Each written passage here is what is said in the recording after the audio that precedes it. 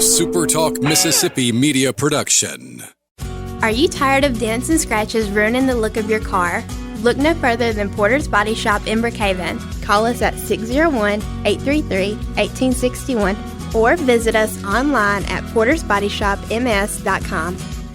This is Gerard Gibert, and thank you for listening to MidDays here on SuperTalk Mississippi. MidDays with Gerard Gibert is on the air. MidDays with Gerard Gibert is powered by C-Spire. Power your home or business with C-Spire Fiber. To learn more, visit supertalk.fm/C-Spire. C-Spire Fiber powers SuperTalk Mississippi.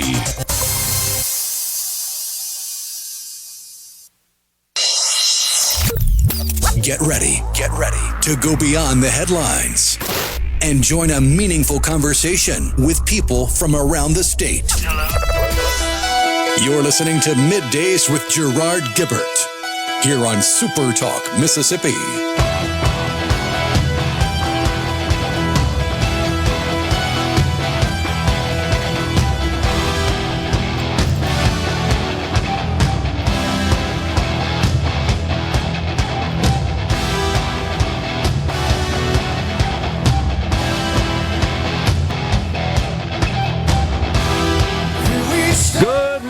Everyone, and welcome to MidDays, SuperTalk Mississippi. I'm your host, Gerard Gibert, along with Rhino in the Element Wealth studio, guiding you through the middle of your day with facts, fodder, and fine music. Kicking off a brand new week. What about it there, Rhino? Howdy. All right. I awakened this morning, as I normally do, check the news. I know that's what you and I do for a living there.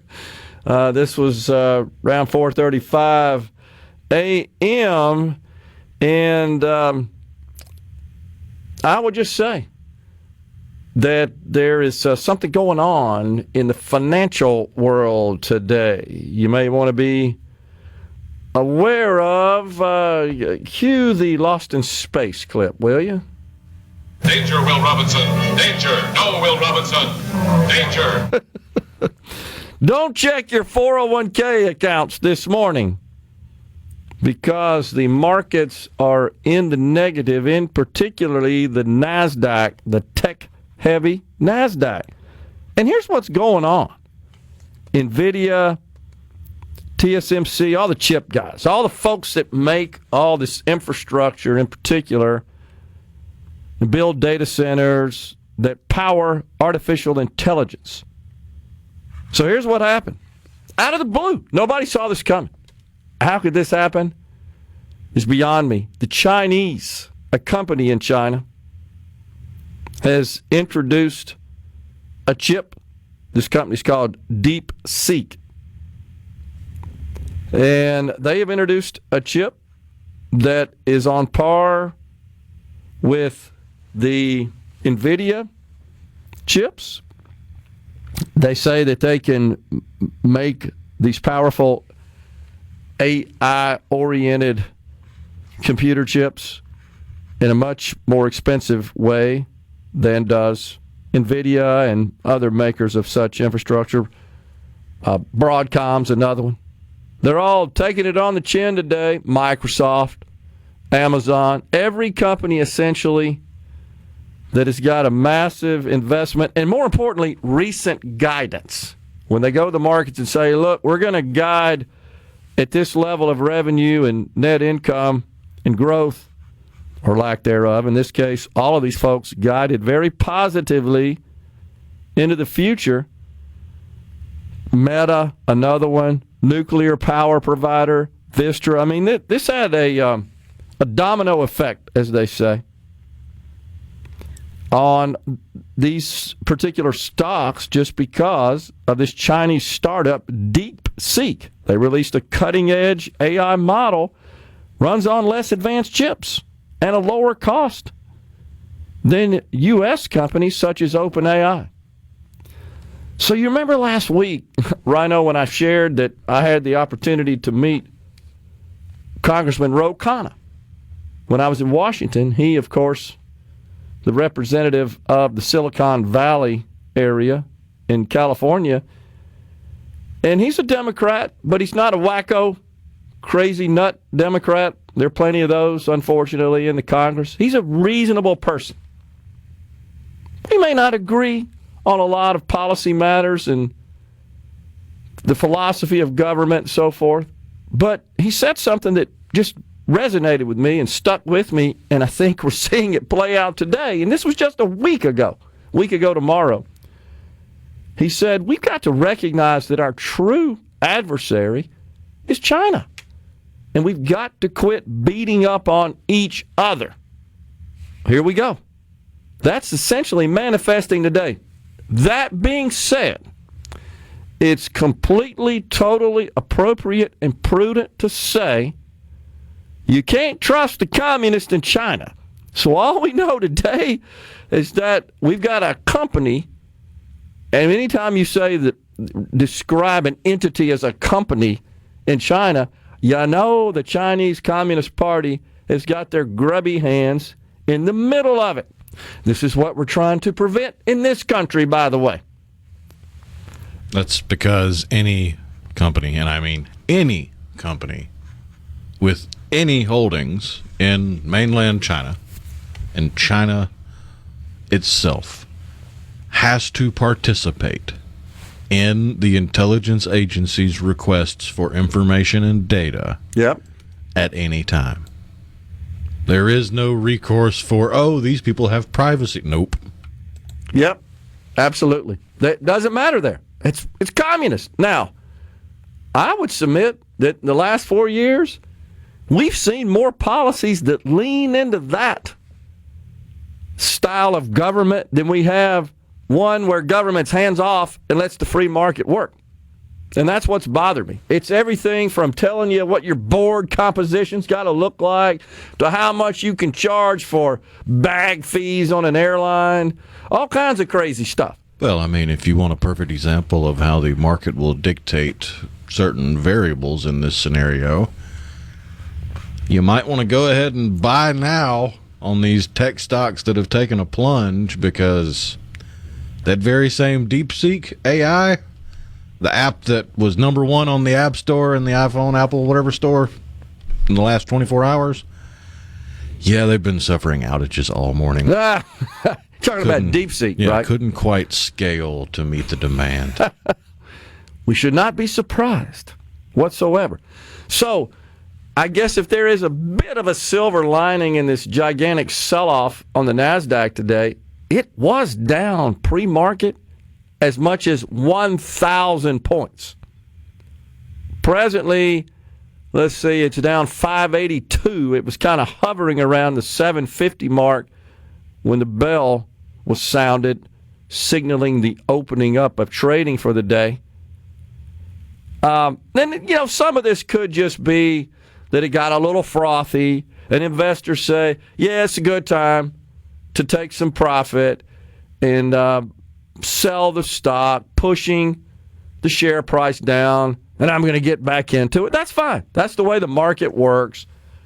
I personally am not worried about this long run, and here's why. This country and the economic systems and government systems in this country, while we still have to be vigilant, no doubt, and keep government in check, still are better than those in any other country and more conducive to innovation than in any other country. We have the smartest people, the best companies. All of this technology emanates from this land. NVIDIA, Microsoft, Apple, Meta, all the others, Broadcom, Vistra, they're not going to lay idle to this. They know what they're doing. And I'm quite confident that they will respond and adjust, if any adjustments necessary, appropriately. And again, I'm not sure I trust China and DeepSeek and what they have announced. As they say, the proof's in the pudding. You just shared with us, okay, this is great. It's cheaper, except it's crashing. We can't get to it. And maybe, Rhino, that's the reason that the market recovered and those stocks recovered somewhat because of that news. Nonetheless, I'm not worried long term. I'm just pointing out that I think Congressman Khanna was accurate in saying it's China we got to watch out for. Who could forget which debate was it when Biden said, I can't remember who he was debating against, they're not bad folks, or something like that. Do you remember that?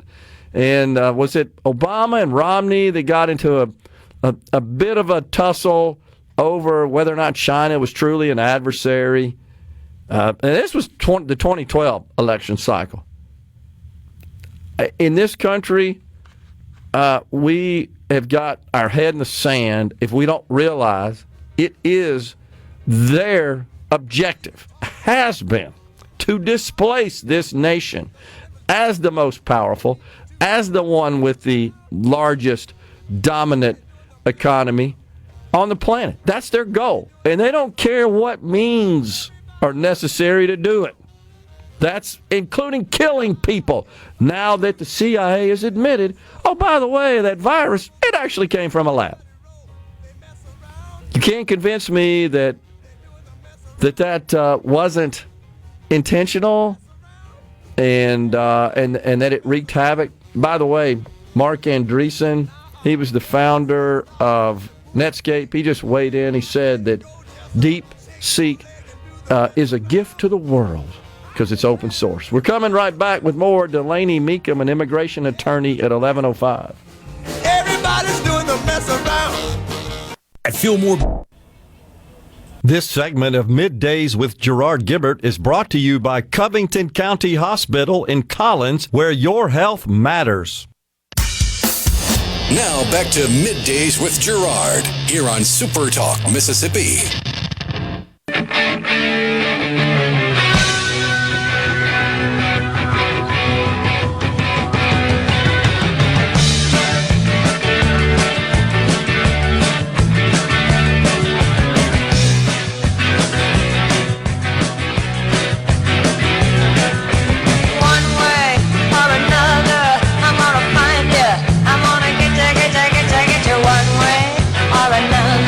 I'm gonna win ya.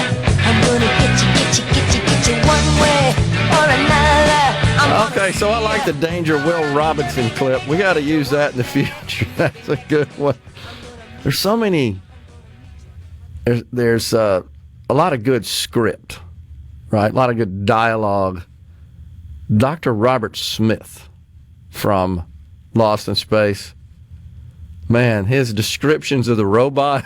You bubble-headed bitch.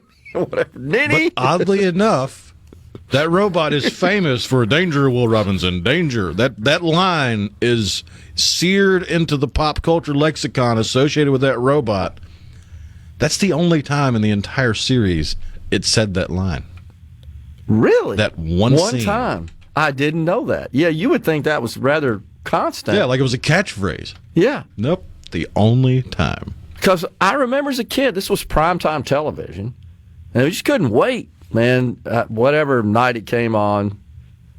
And it was always a to be continued. You know, that's how you got the cliffhanger, man. The cliffhanger. They perfected it, I would say. It's that they and Batman, which all that was common, same era, same time bat period. Time, yeah, same bat channel. So good.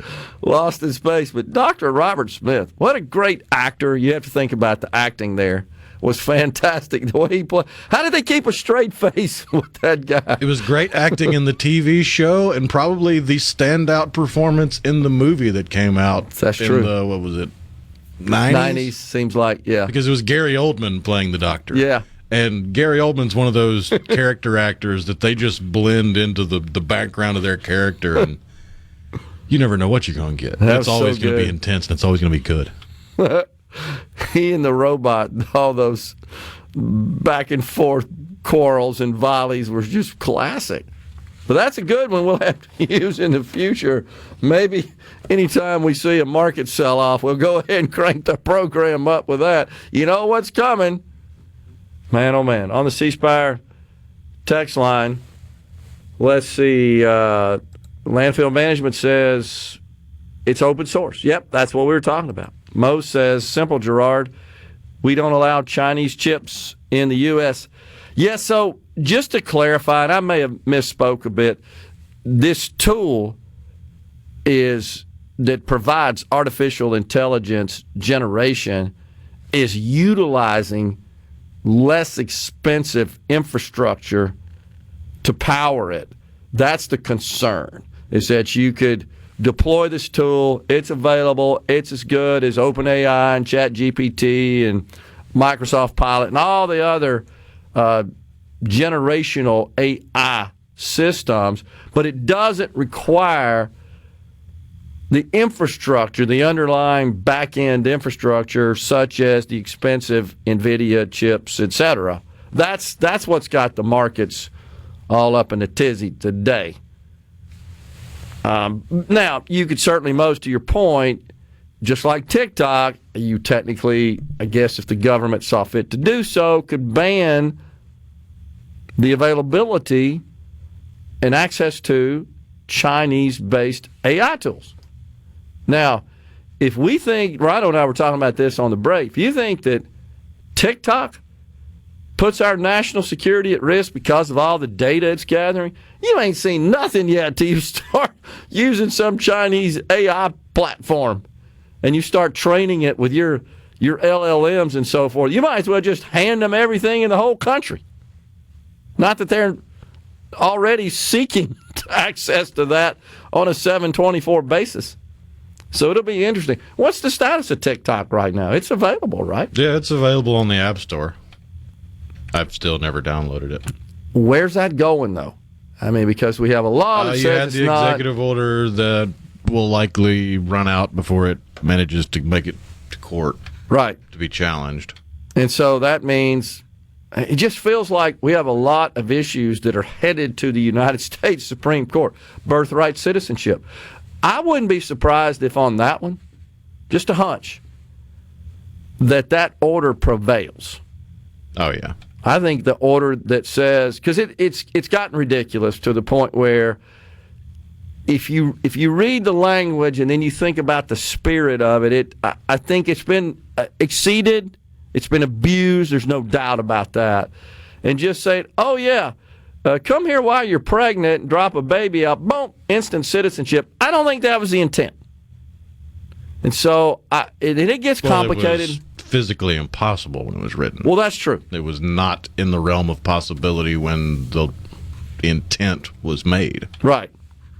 And, you know, the other thing is we didn't have a thriving university community as well. Think about the students that come into this country from other countries that get pregnant and have that's a lot of that. You know that's going on. So, oh me. Very complicated stuff. But there are other things as well, that declaring an energy emergency, a border emergency, all that stuff, likely to get challenged, end up at the Supreme Court. And then we just talked earlier about, we shared with you earlier, Delaney Meekum is an immigration attorney from Gulfport, I believe. He's calling in at 11:05, and we'll get his thoughts from a legal perspective on the various orders President Trump issued last week concerning immigration. And it's a series of them. It's pretty clear, Rhino, that the president and his inner circle were getting ready for assuming office. All of this was created over several months, no doubt. And his team, a very capable and competent team, addressed the spectrum of issues, many of which evolved during the Biden administration. Immigration, at the very least, came to a head. Yeah. Certainly immigration is one. Yeah. Where they just went off the rails into a different direction. And so there's a series, and we paid for that. We had bad results. They still refuse to acknowledge or admit that. I mean, case in point, the sheer number of ICE arrests and deportations in the first full week of a presidency. That tells you those people were already on a radar, on a list. No doubt. They had knowledge of where they were and likely what their habits were. They were just told not to take action by the previous administration. Absolutely no doubt about it. Just stand down. Even if it was kind of tongue-in-cheek, wink-wink sort of instruction, right? It does appear, or just failure to provide adequate resources to execute their duty, to discharge their duty, and that's changed. So we got military now at the border. We got airplanes repatriating people, including, you guys have seen the story, I'm sure, to Colombia, who's actually an ally, a good trading partner. We import some oil from them. They also send us fresh flowers for Valentine's Day. It's a huge import from Colombia. And the president of Colombia notices that his citizens who were being deported were being walked on the tarmac to their ride, an airplane transporting them back to Colombia, and they were in shackles. Oh, so sorry. You shouldn't have come here. And you looked the other way, President. You would let it happen. You facilitated it. And so they send back, and he says, no, you're not landing here. And then Mr. Trump says, okay, we're immediately putting tariffs on you. And there was a couple of other threats he made as well. Okay, well, we changed our mind. Then they sent an airplane. I get this right. That's right, sent isn't the president's airplane. The president's airplane. The president of Colombia's airplane. We're going to go pick them up and bring our citizens back. Okay, good. Then you take care of them. It's real simple. That's how you can leverage America's might. And in this case, it's economic might. Nothing speaks more loudly than the dollar and money. And it was apparently all done at the behest of Trump in between holes on the golf course. Unbelievable. More done in a week than Biden in his entire 4 years times a gazillion. Certainly answered more questions of the press than Biden did maybe in his whole political career, honestly. Well, that's because you're confident in your positions. I don't know that you can go that far back, because he really loved the camera prior to having to drop out of the 88 presidential election over his plagiarism problems. I was going to say, you mean he loved the camera when he was lying all the time? And they had a harder time calling him on it. That is true. Yeah, on the C Spire text line, what happened to that cheap Chinese drywall?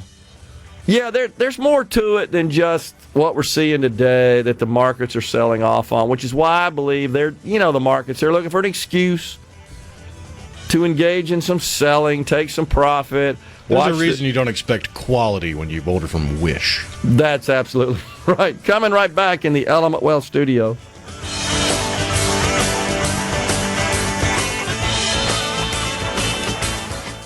From the You're listening to Middays with Gerard Gibert, here on SuperTalk Mississippi.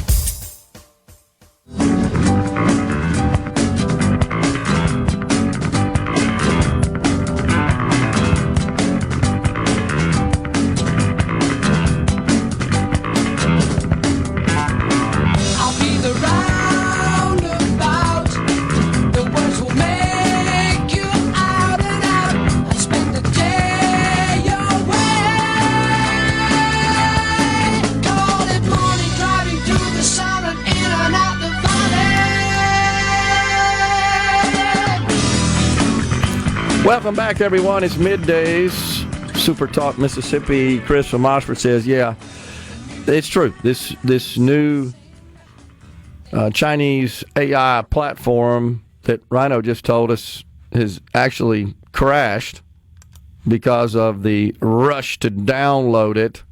I first saw it on Bloomberg this morning, a couple hours ago, that they were having outages, and now I've seen several different reports on it. Okay. So, and Rhino, what usually happens, if that's your first experience out of the box, you just lost a bunch of people permanently right there. Interesting. So, DeepSeek, the name of this platform, they basically said, we don't need the advanced chips that NVIDIA produces like our competitors do, which would be OpenAI, ChatGPT, Pilot, etc. And that sent the NASDAQ into a tailspin. But it's open source. in that the tool itself is open source, talking about the actual app itself.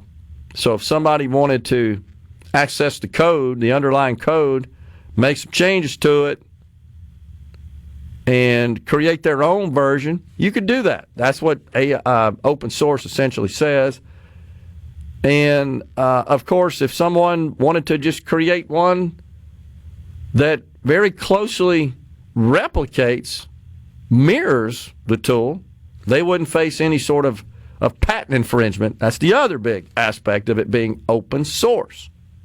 Man, I remember in the old days, and I know I'm really talking a long time ago now, the IBM mainframe days. I mean, even the cables were proprietary. You want to connect various peripherals or devices to the mainframe, you had to have the IBM connectivity, physical connectivity infrastructure, and that was only available through IBM, and they charged a premium for it. It was totally proprietary, end-to-end proprietary. And if they showed up to fix something and there was a non-IBM product, it was... See ya. Yep. And it's kind of like stuff a lot of people are used to buying that'll have these terms and conditions about the warranty associated with whatever the product is, and if you do certain things, it voids your warranty. Same thing here.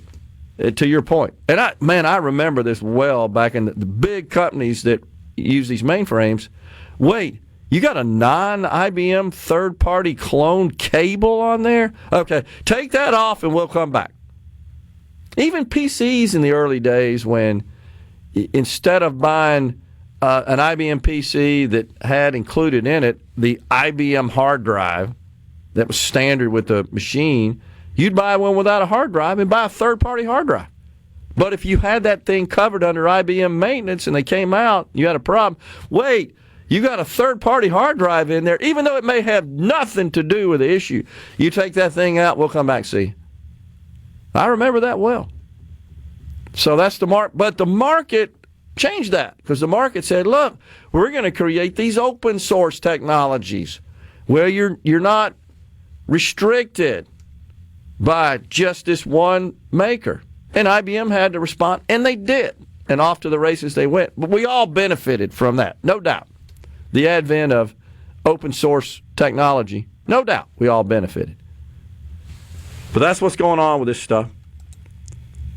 Chinese drywall, says Thomas in Greenwood. What about your Chinese iPhone and all the Chinese parts and GM and Ford vehicles?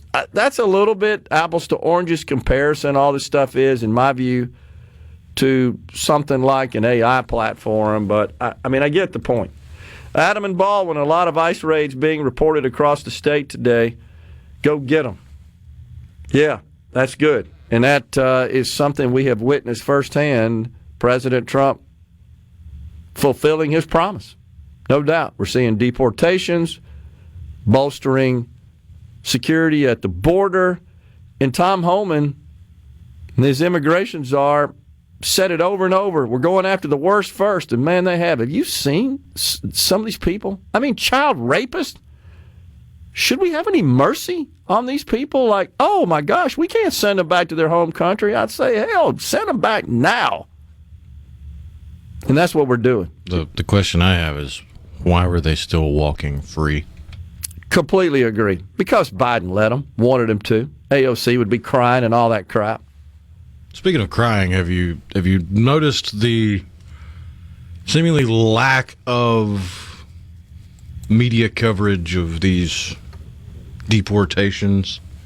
Because they've tried their hand a couple times at pulling on the heartstrings, and it backfired on them. Yes. Like day one, Inauguration Day, the lady crying at the border with perfectly manicured fingernails and a brand new suitcase and a brand new iPhone. And, oh yeah, by the way, that was a federal holiday, so it's unlikely she had an appointment for that day, even though the media said she did. No doubt. And Mr. Holman... Or the reporting that, oh my goodness, ICE showed up to a school. Except it wasn't ICE, it was Secret Service, because somebody at the school made a post online threatening somebody in the president's administration. That's correct. Middle and elementary schools, and Tom Homan went to the public to defend these interventions, and was asked about on ABC's This Week, Martha Raddatz. Yeah, I think Mo said about that, something about that. And he was asked about all the logistics behind these mass deportations and these raids and so forth. And Raddatz tried to point out that the administration said it will, quote, no longer tell ICE agents that they have to avoid sensitive locations, including schools, hospitals, and churches. What criminals are hiding in schools, middle schools, she said. Well, it turns out there are a lot. I mean, isn't this what happens in some of these countries in the Middle East where they'll place their armaments or their communications facilities like in the basement of a hospital or a school or something like that? Oh, it's worse than that. The first 3 hostages that were released as a part of the hostage deal between Israel and Palestine, the first 3 hostages were released from being held within the UNRWA encampment. Oh, my gosh. And if you're unfamiliar with what the UNRWA does, that is the UN nonprofit organization that provides aid to Palestinians. But they also were holding hostages. William is disgusting. In Tupelo says, raped a child, why is he even walking? We have enough problems with criminals that are U.S. citizens, and we have laws that are designed to get those criminals off the streets. But it's just exacerbated, is it not, when you've got illegals committing crime, especially crimes as heinous as raping a child. And I'm trying to remember, I think the particular incident I saw, Rhino, was someone from Asia that had immigrated here from Asia. This was not someone, as we typically think about, from Central America or South America. I believe it was from Asia, pardon me. And that really bothered me, just seeing this photo. I'm looking forward, seeing this photo of this person. And you do wonder, why are they even in this country? Well, because we let them come in this country and look the other way. And now we're trying to remove them. And we are getting a lot of pushback, of course, from the left in this country that just thinks this is inhumane, but they don't seem to be concerned about the inhumane aspect of raping a child. Just incredible. But as the old saying goes, there's a new sheriff in town, and certainly we got it going on now, and I totally support it. I think most clear-thinking Americans do, and that's the way it should be. What else we got here on the text line? We got a lot of stuff coming in. If they're going after the worst first, would they please get my ex-wife, says Jerry in Pontotoc. Oh, my gosh.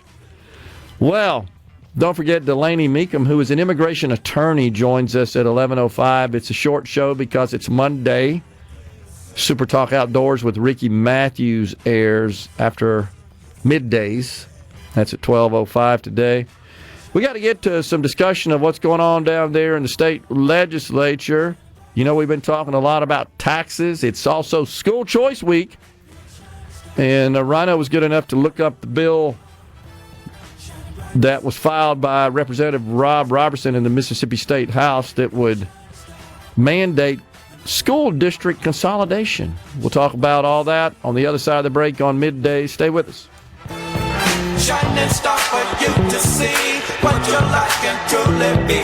Shining star for you to see what your life can truly be. Shining star for you to see what your life can truly be. Hey, this is Whip.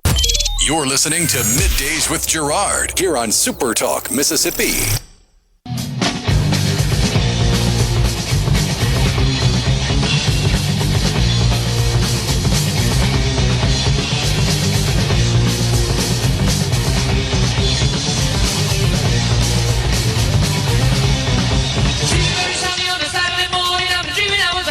roll.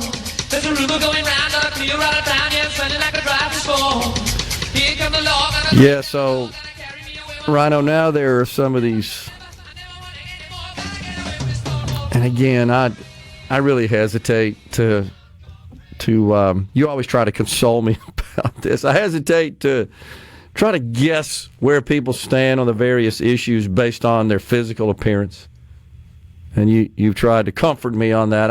I try to stay away from that. I really do. But it gets hard sometimes, man. It's innate human nature. It's called pattern recognition. Yeah. Well, they're teachers. Unfortunately, these are people who teach our children, our most precious asset. And they just look the part of a wacko, a left-wing wacko. And because everybody has a device that allows them to speak their mind and tell the world, now they're telling everybody, we're not going to let ICE in if they come to our schools. Obstructing law enforcement is a crime in this country, as it should be. Well, bear in mind, the vast majority of these people that are saying these things are from the generation that is terrified to answer a ringing phone. That is true. We shared that last week. Fairly certain federal agents coming in to conduct their business will not have to worry about the little snowflake. Yeah, that is so true. Well, they're all out there, and you know what? Nobody's paying attention. Here's another one I'm looking at. Posted a video. She's crying about deportation, but of course she deleted it after she was inundated with outrage from people who want to see these bad folks exported from this country. Oh, man. So I totally applaud this. This is the absolute right thing to do. He told us this, did the president.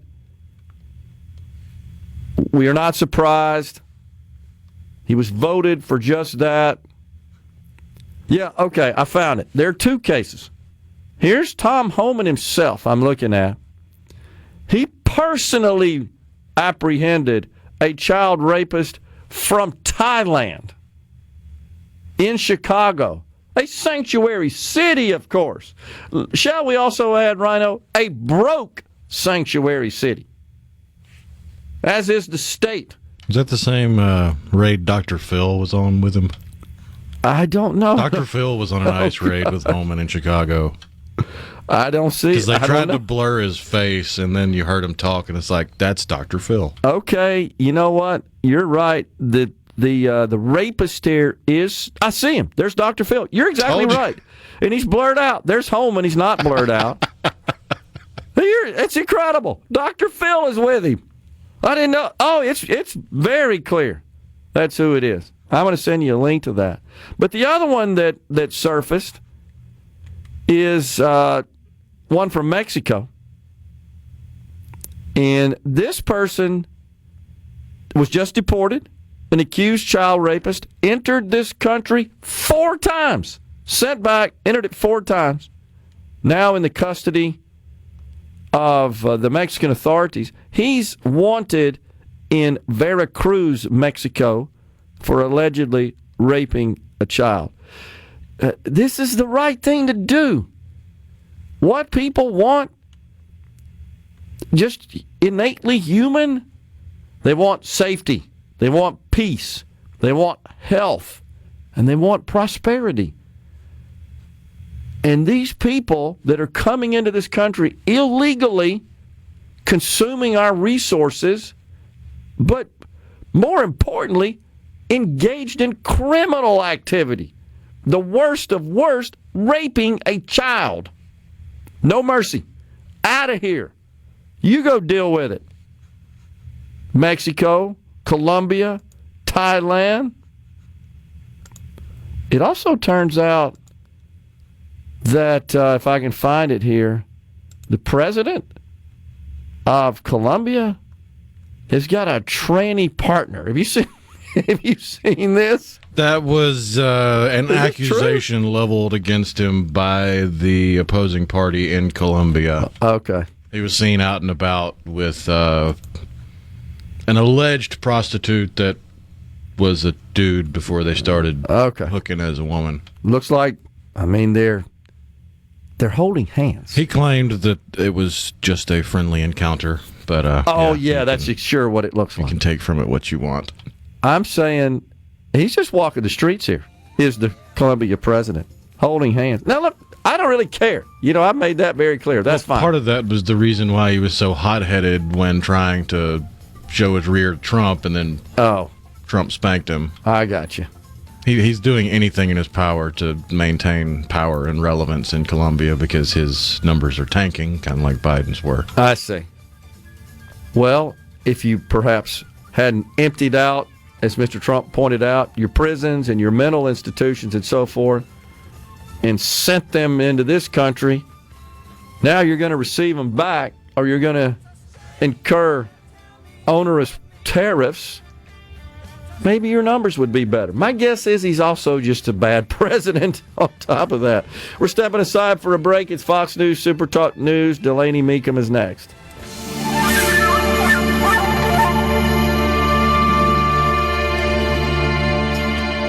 Year of Middays with Gerard Gibert is brought to you by the Mississippi Business Journal. Visit msbusinessjournal.com. Scott Coopwood, publisher. Welcome to the show that challenges you to think deeply, and look beyond political posturing. You're listening to Middays with Gerard Gibert here on SuperTalk Mississippi.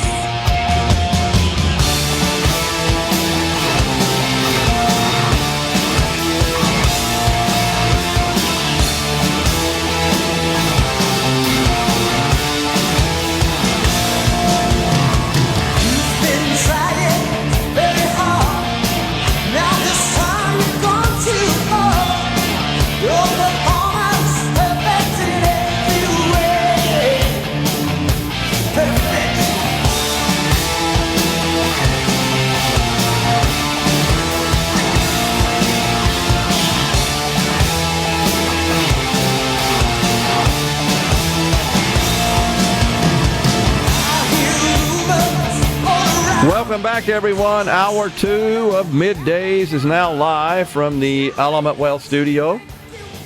We welcome now Delaney Meekum, an immigration attorney. Meacham, pardon me.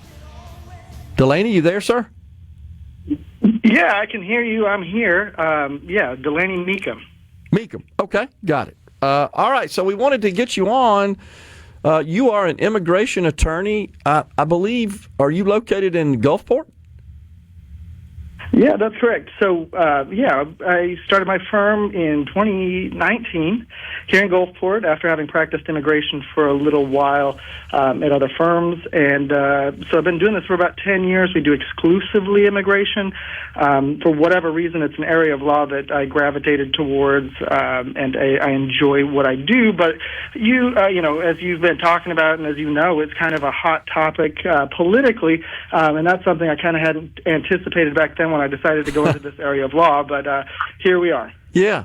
So who would be your clients, Delaney, and what sort of cases would you be involved in?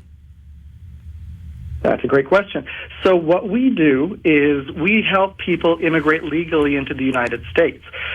We help people get visas to enter the United States. We help families adjust status to get green cards.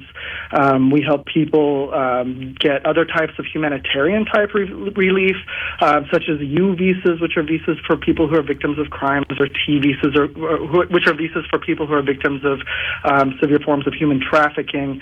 And we do a lot of removal defense as well, which means that if you are charged under the Immigration and Nationality Act of having been present in the United States without authorization, or having entered at a place or a time that's not designated by the Attorney General, they can put you into removal proceedings, and we provide that defense if there is any defense. Okay, so just to clarify for our audience, then is it accurate to say, Mr. Meekum, that you are representing those who seek to immigrate into this country legally? Yeah, that's correct. I mean, that's why people hire me, is to help them get papers to be here legally. Okay. So that's what I do, is I try to help people legalize themselves or come here legally. Okay. Which, there are not too many avenues, but there are avenues under the Immigration and Nationality Act, and so sure. If there is a way to do it legally, it's helpful to talk to an attorney, because it's not. The Immigration and Nationality Act is fairly complicated. It's codified.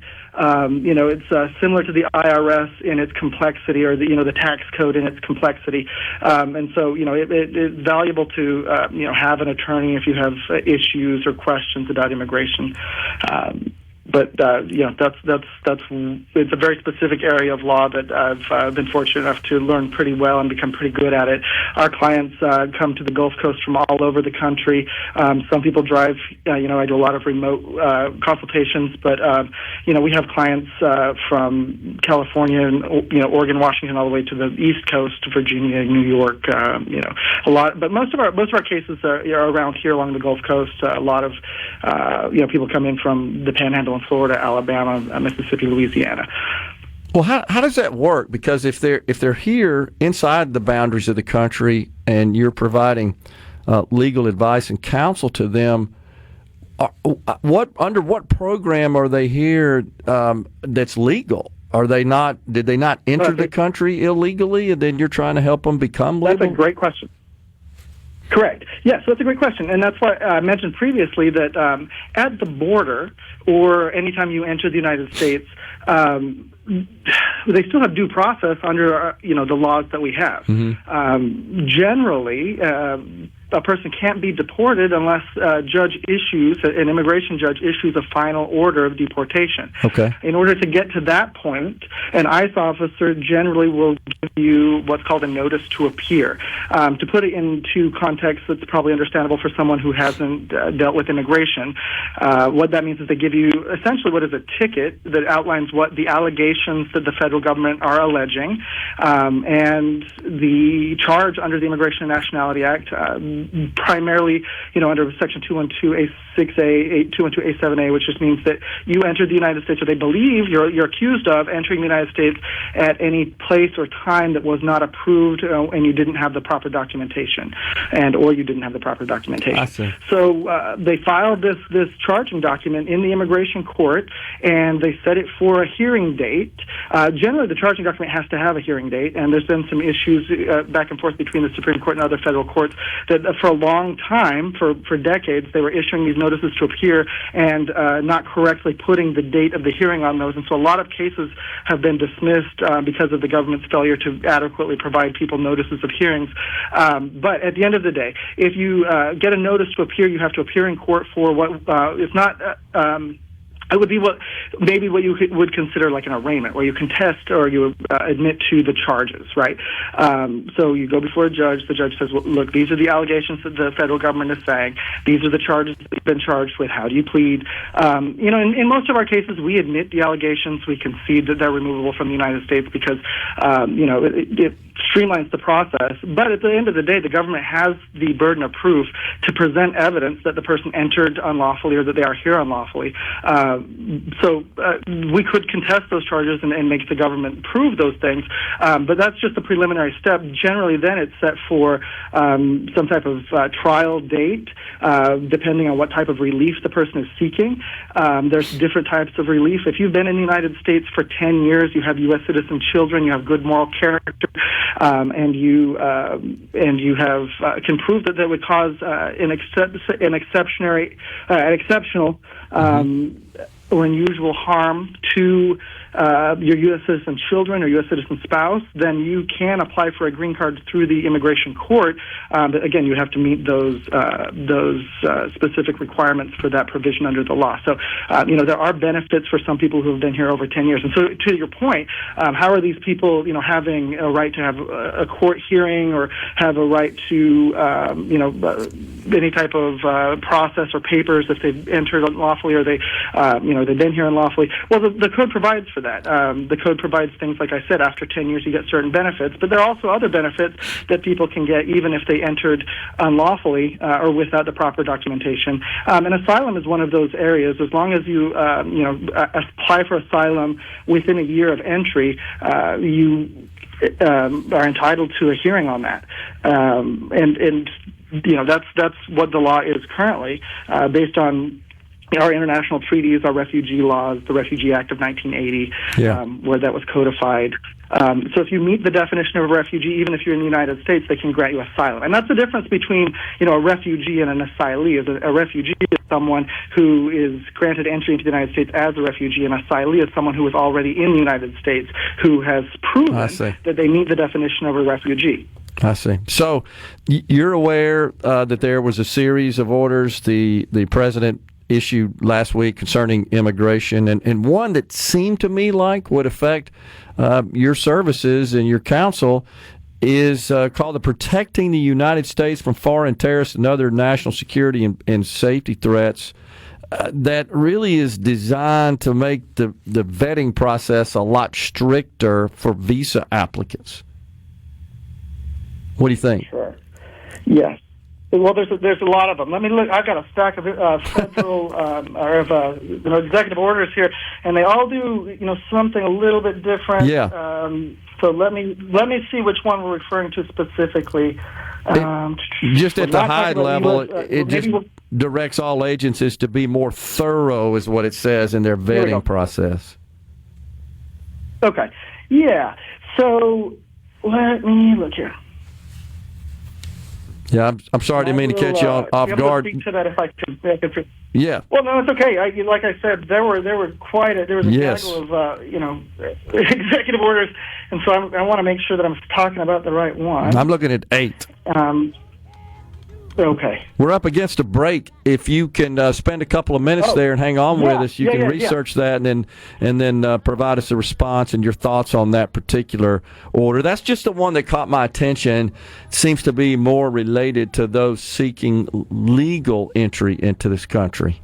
And I got you, and I can talk about that when you want when we get back, or I can delve into it now if we have time. No, we don't have time now, but if you can hang on, we'll catch you on the other side of the break. We'll be right back with Delaney Meekum. He is an immigration attorney. Stay with us. I thought we had a better understanding.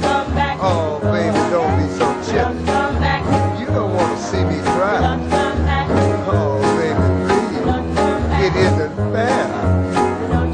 You don't want me to cry no more.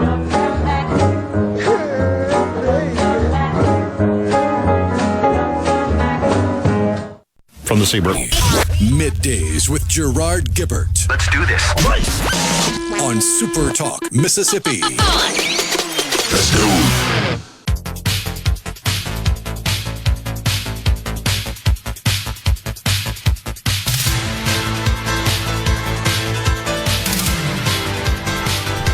Welcome back, everyone. It's Middays from the Element Well studio. Delaney Meekum, immigration attorney, based in Gulfport, Mississippi, is our guest. All right, so what do you think there, Mr. Meekum, about that particular executive order signed by President Trump last week that essentially instructs agencies involved in the immigration process to be, the way I interpreted it, more thorough in their vetting of those applying for visas into this country?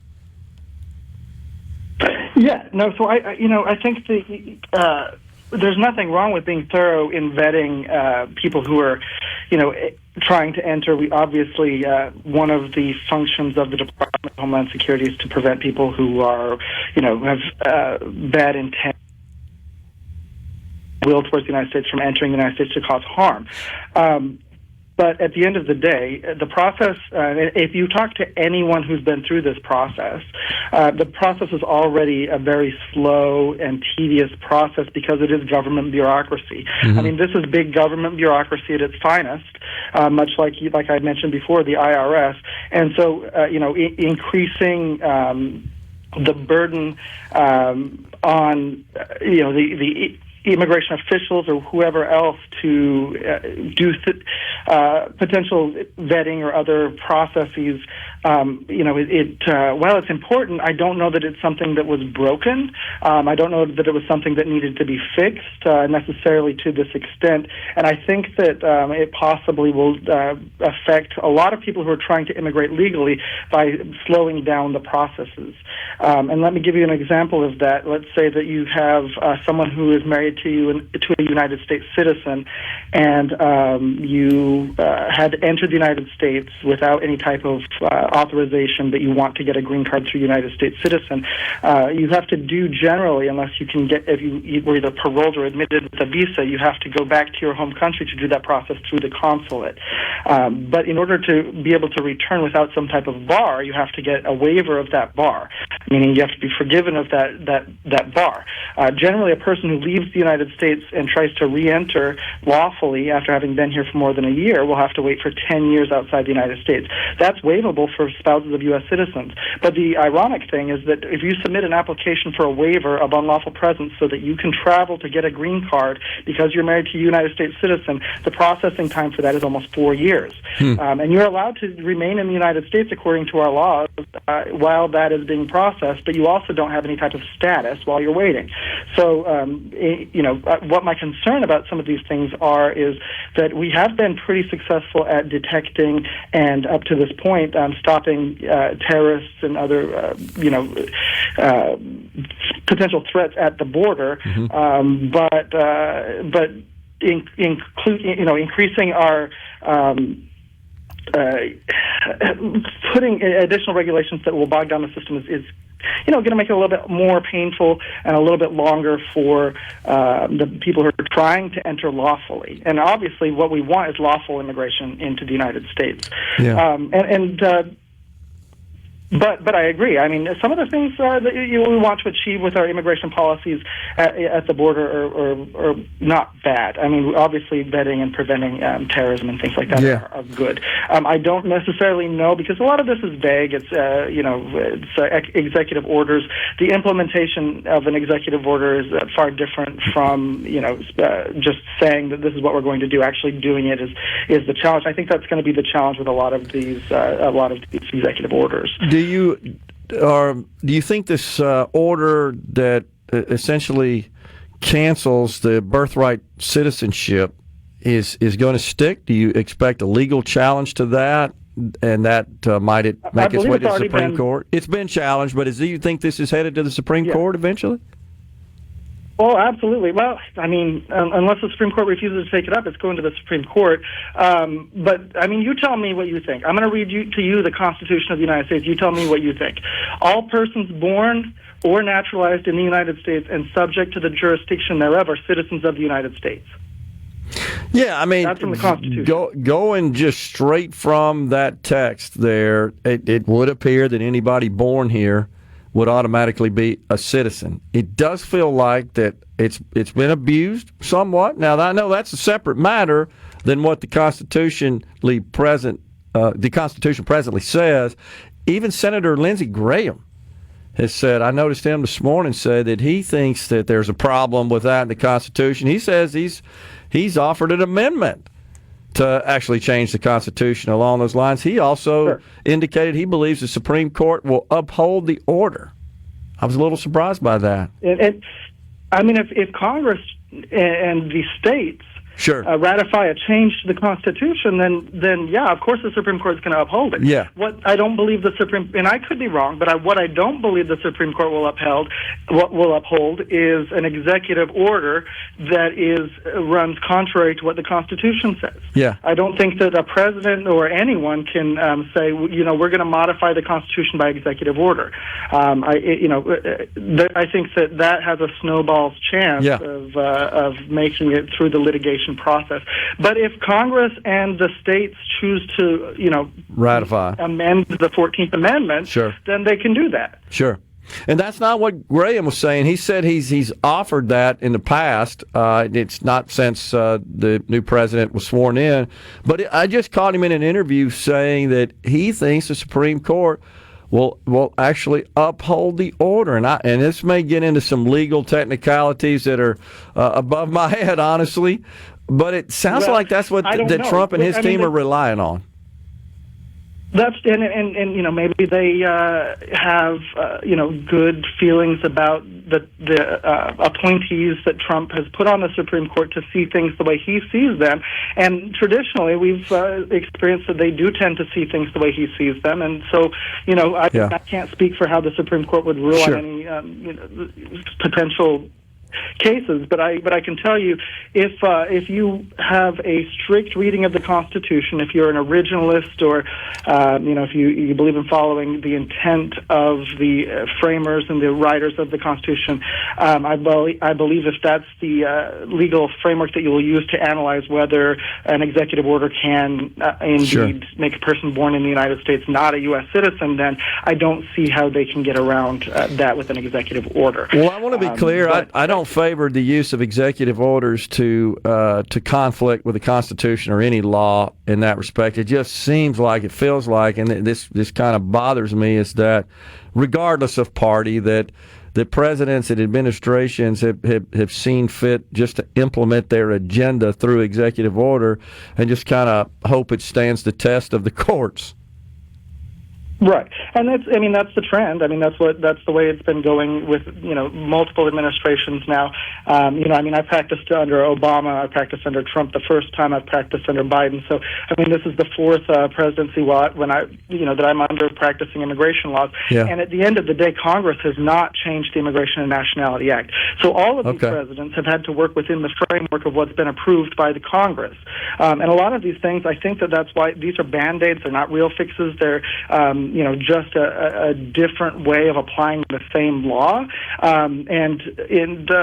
ultimately, I don't know how much of a difference it's going to make, other than it is definitely caused fear and concern in communities. We've got, I don't know, you can check these numbers because I don't have the sources, but I heard recently or read recently that there's 4.4 million families that have at least, have an undocumented immigrant living in their family. 11 million people. Look, President Trump wants to do with his immigration policies and these executive orders is something that is really something that Congress should be doing, but Congress is not doing it. Yeah. So it's really hard to enforce these laws without changing them because Biden implemented procedures such as the CBP-1 app, which was that Trump.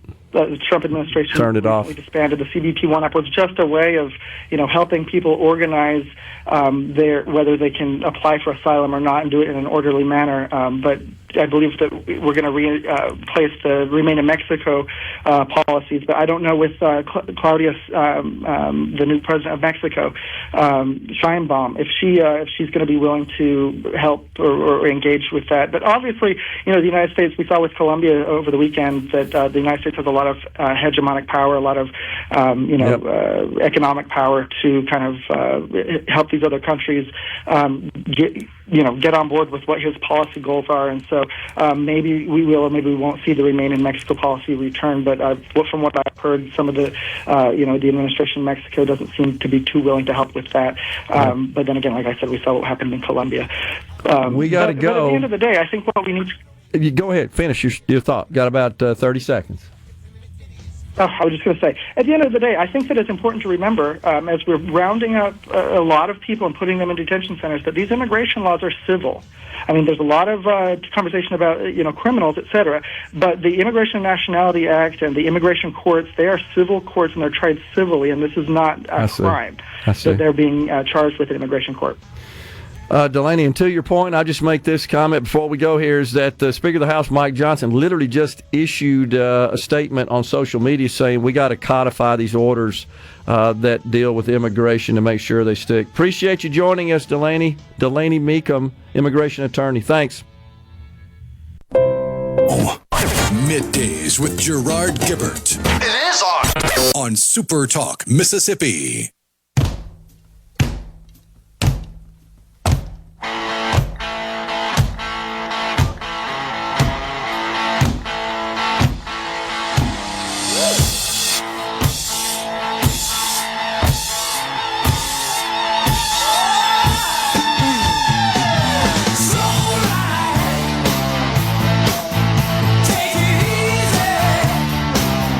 Welcome back, everyone. A little Foghat. We're in the Element Wealth studio. It's a Monday. We got half an hour of middays remaining, and then it's Ricky Matthews, SuperTalk Outdoors. So that was a great conversation. Enjoyed that with Delaney Meekum, an immigration attorney. Works with people who seek legal status of immigrating into this country.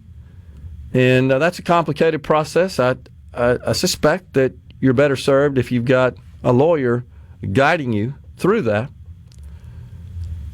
I think, Rhino, that folks are skeptical because of the just enormous number of illegals, undocumented, that entered the country, dispersed.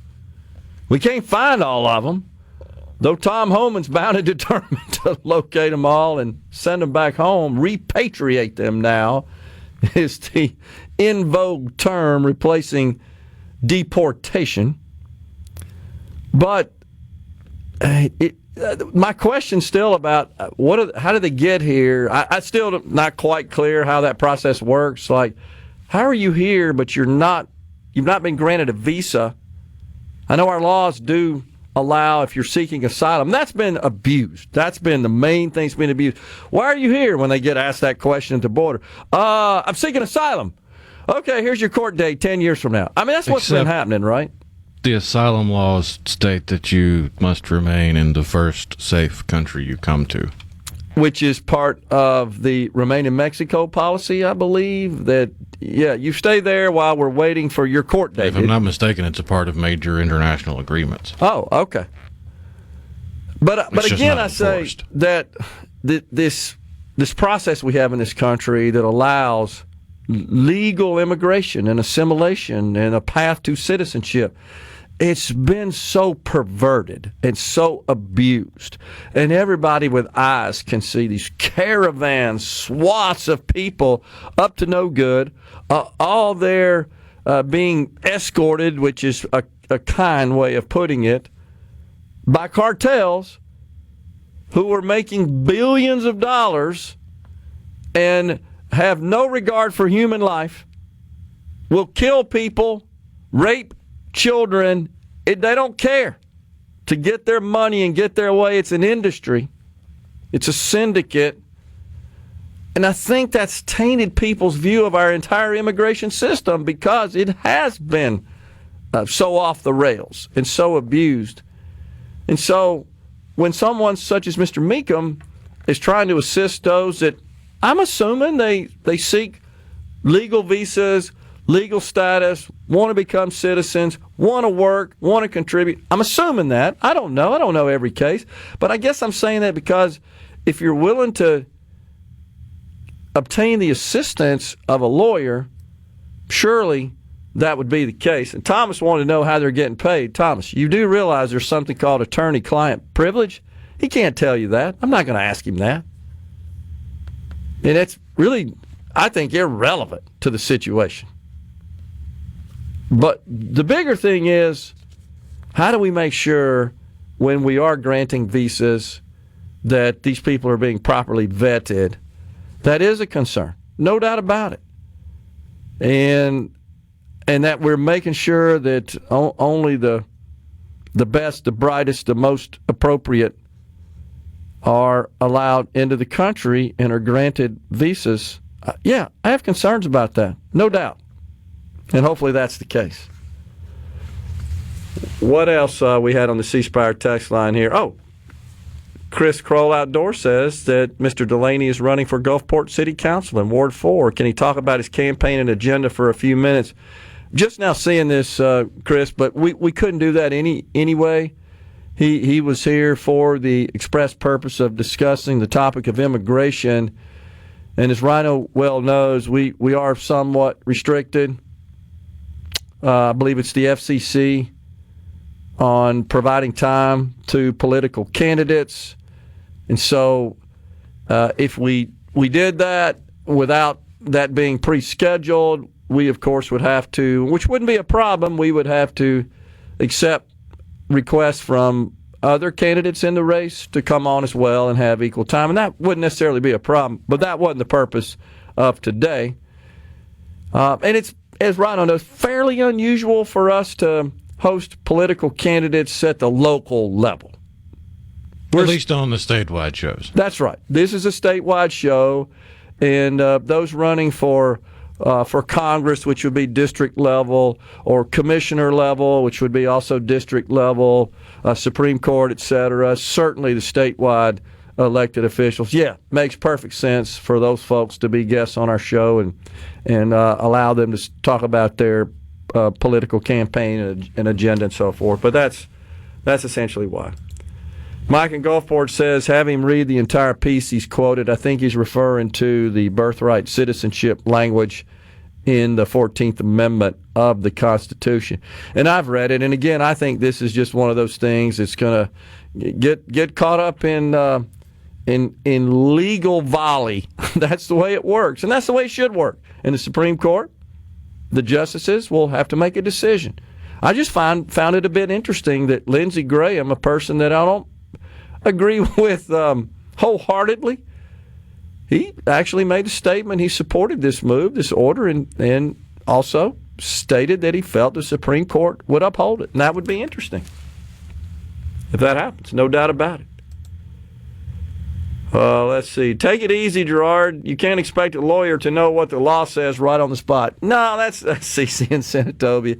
No, look, the law is broad and deep, as any subject matter is, and even specialist in an area. I mean, it's a lot. And gosh, the executive orders produced, released, signed over the last week, as you well know, an army of people behind the scenes were involved in that.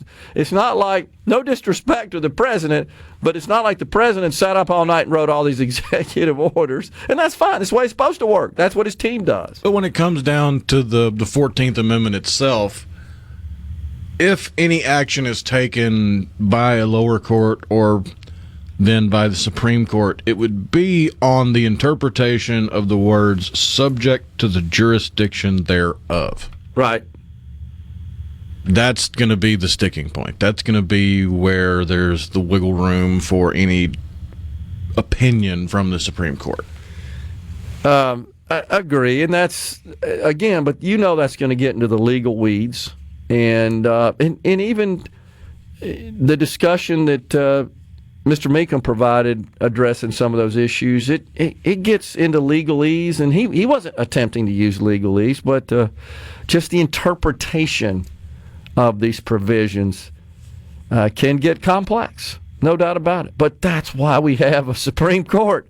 That's their job, is to interpret those complexities and apply, in this case, something that's been on the books for a very long time, couple hundred years, and now here we are, applying it to present-day situations. That's the way it's supposed to work. And it's also not the first time that the 14th Amendment has been questioned, and that's true. It's not the first time that question has risen all the way to the Supreme Court. Totally true. I mean, one of the main ones that they're looking at is a case, I'm forgetting the exact title of it, but it's from like 1898. Totally agree. It would be the case law that would be studied leading up to it. Right. Thomas, of course, always can be counted on to criticize Republicans. In this case, it's Ronald Reagan and some of the orders and policies implemented during the Reagan administration towards immigration. He acted like a Democrat, says Thomas. Okay, sure. Let's see here. You and many conservatives. Oh, here we go. This is someone who apparently disagrees with our position. Love the DEI talking point. But can you explain your viewers who DEI really helps? I'm sure they don't know since you stressed that DEI is solely about race or gays. That's not true. It's not what we've said. Inform them that the real DEI hires are the disabled, the veterans returning from war, older people, pregnant women, mothers who want to return to the workforce, people with health risks. Tell them that the number one recipient of DEI benefits being white women via the U.S. Department of Labor. Does this not fit the narrative you want to sell, or are you into screwing over a ton just to spite a few? That was a little hard to follow there. Well, it's because they got their panties twisted before they started typing, and they were well into the willfully ignorant category of listeners. Yeah, I find that all, honestly, a little ridiculous and an inaccurate representation of our positions. And I still Welcome to arguments from the left. They're all in bad faith, and they all have... Never mind. Yeah. So, with respect to, let's say, the category of veterans returning from war, I think it's a bit, if not a lot, disingenuous to assume that employers in this country simply aren't going to hire veterans returning from war, that there has to be some policy, some law that forces that. I totally disagree, but that doesn't ignore and excuse the fact that we believe merit should determine such. We're coming right back. If you're feeling anxious... Are we going to do this? Middays with Gerard Gibert. Keep rolling. 3, 2, 1. On SuperTalk Mississippi.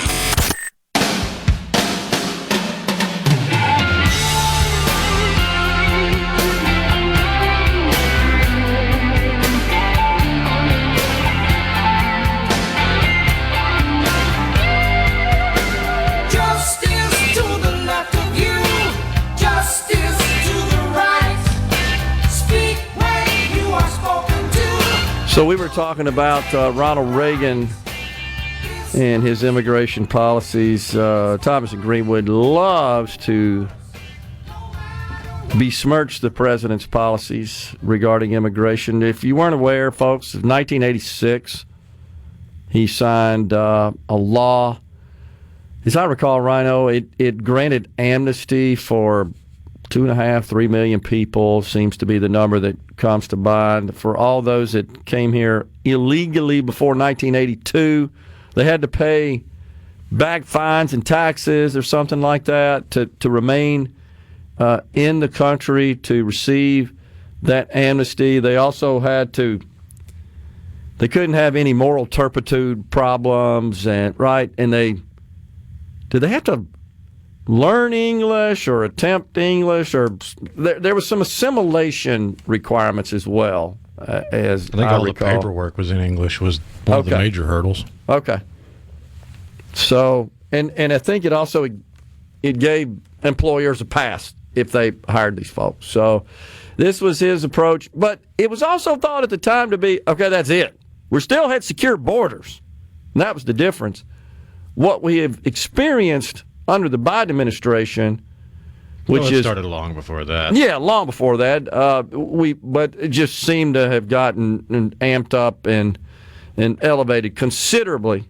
It seemed like for a while there, every day, that was dominating the news of these images of these caravans of people. And I think the cartels have strengthened considerably since then as well, which are largely responsible for pushing people into this country, and a very accommodating Biden administration. It went from a cottage industry of coyotes to the cartel making it full-blown organized crime. There you go. And in cahoots with the dang governments of those countries. You know, there was some financial participation.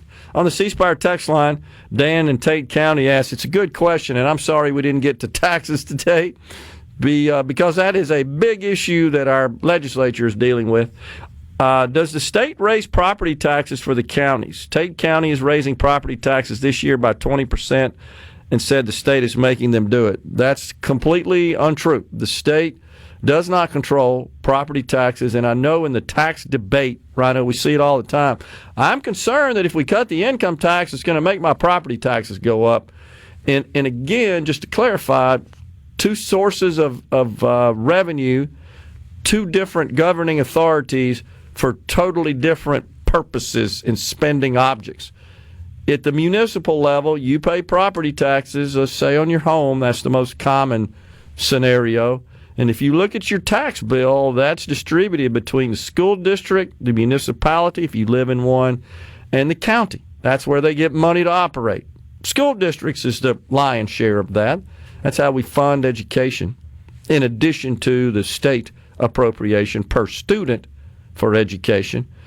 What they may be talking about, Dan, is the fact that the contribution rate on the public employees retirement system is increasing by 2.5 percentage points over 5 years at the rate of 0.5 per year.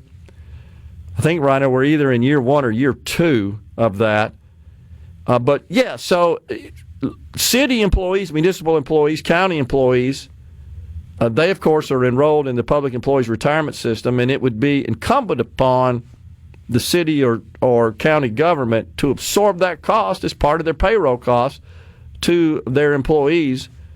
I guess you could say that's imposed by the state, but it's not that the state stepped in and raised property taxes.